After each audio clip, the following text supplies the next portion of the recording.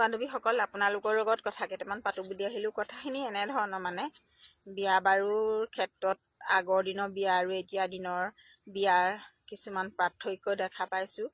মানে যি দেখিছোঁ বা যি মোৰ মনলৈ আহিছে সেয়াকেহে মই আপোনালোকৰ আগত শ্বেয়াৰ কৰিছোঁ দেই। তাত আকৌ কোনোবাই ভুল ভাবি নল'ব। মানে সিদিনাখন আমাৰ নিজৰে এখন বিয়া আছিলে। বিয়াখনলৈ গ'লোঁ, দিনটো ঠিকেই গ'ল। সন্ধিয়া হৈছে আৰু দেখিছোঁ দেখোন পানী তুলিবলৈ ওলোৱা নাই। 7টামান বাজি গ'ল, এতিয়ালৈকে পানী তোলাৰ একো ব্যৱস্থা কৰা নাই।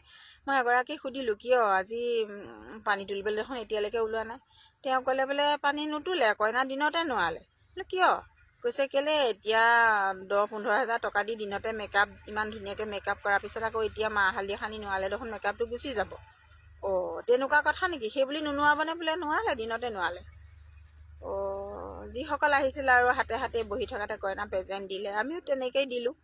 তাৰপৰা ভাবিলোঁ আৰু কি কৰা যায়, হ'ব দে বিয়া নামকে 2 এষাৰ গাম, যিহেতু ভাল পাওঁ দিয়কচোন গাই। ভুলে শুদ্ধই যি পাৰোঁ এষাৰ গাওঁ। তাৰপিছত এতিয়া দেখিলোঁ বিয়া নাম গাবলৈ উপায় নাই। কিয় উপায় নাই জানেনে?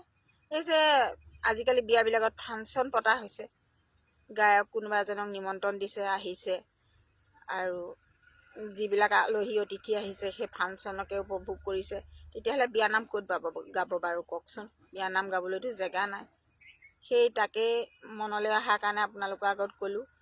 চাওকচোন, বিয়া গৈ পেলাই কোনখিনিৰ পৰা ক'ত পালেগৈ।